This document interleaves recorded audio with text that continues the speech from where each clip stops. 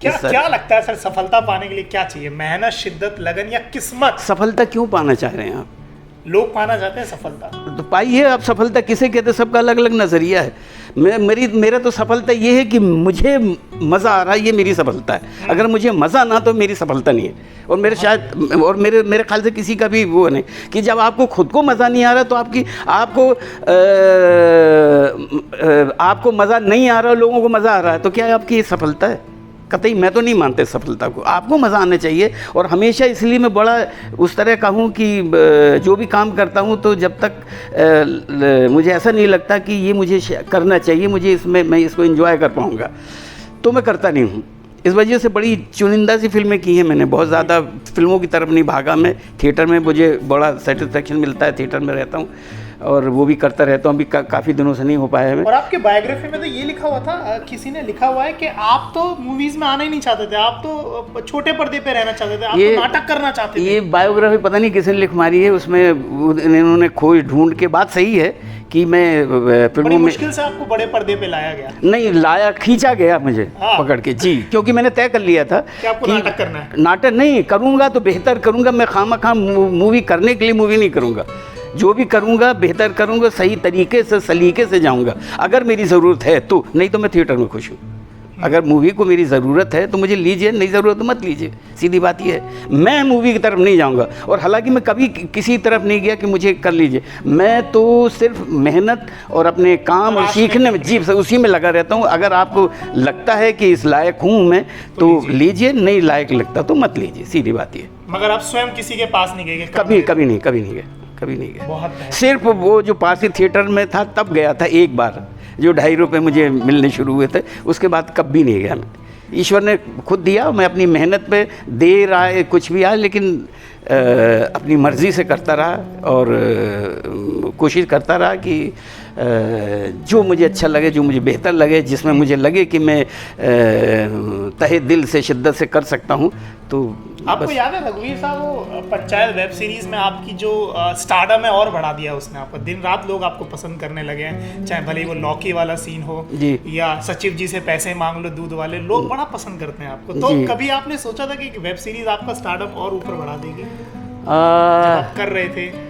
नहीं, ये तो मैंने पता नहीं, मुझे लगा था कि जो है चल रहा है, लेकिन ये जो मौका ऐसा था।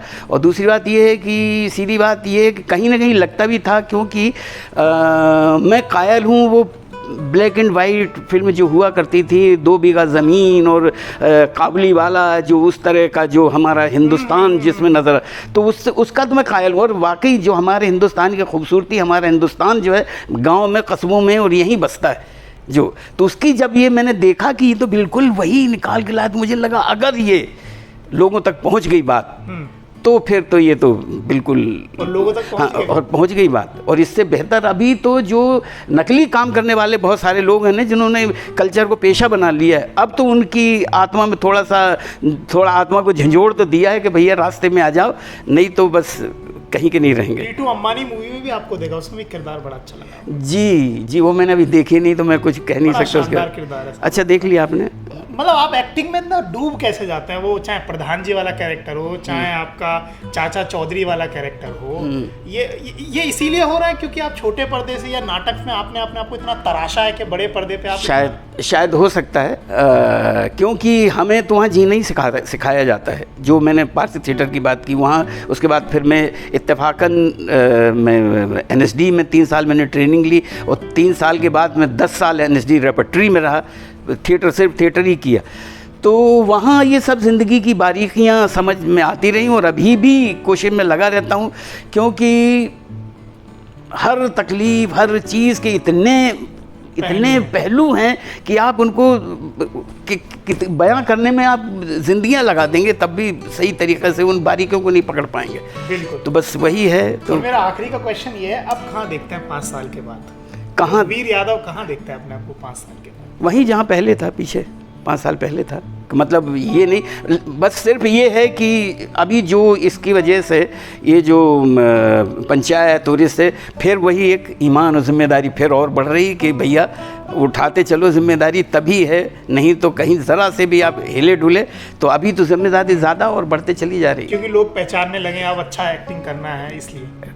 अच्छा एक्टिंग तो मैं नहीं कहूँगा, अच्छा काम की बात करूँ, एक तो मैंने एक्टिंग लफ्ज़ डिज़ाइन से निकाल दिया है। हाँ। मेरे जहन में एक्टिंग लफ्ज़ है नहीं, बहुत पहले निकाल दिया था मैंने कि अगर जैसी आपके जहन में एक्टिंग लफ्ज़ आता तो आप एक्टिंग करने लग जाते हैं। मैं एक्टिंग नहीं करना चाहता, मैं जीना चाहता हूँ, मैं डूबना चाहता हूँ और उसी को मैं जी बहुत बहुत बेहतरीन सर। 10 मिनट देने के लिए शुक्रिया आपका। देखिए एक बड़े शायर ने क्या खूबसूरत लाइन कही है कि ऊंचाई नहीं होती साहब उस पतंग की, क्योंकि उसकी डोर किसी के हाथ में होती है। ऊंचाई तो होती है उस पेड़ की जो जितना आसमान में खड़ा होता है उतना ज़मीन में गड़ा होता है। तो बहुत बहुत शुक्रिया सर 10 मिनट। थैंक यू, बहुत बहुत।